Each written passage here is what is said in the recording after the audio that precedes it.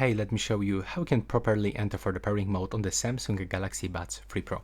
First of all, it's very important to charge your charging case, because if the charging case is on the 1% or 0% of the battery, you'll be not able to use this button and enter for the pairing mode.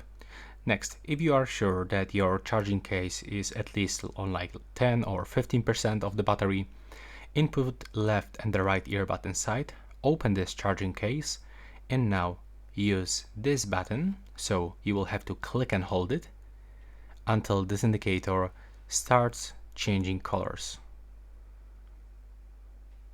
There we go. Green, blue, red.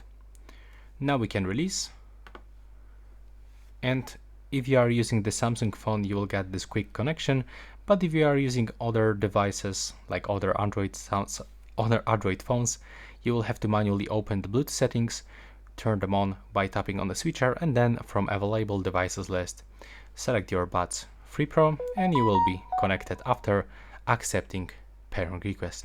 That's all for this video. Right now, please subscribe.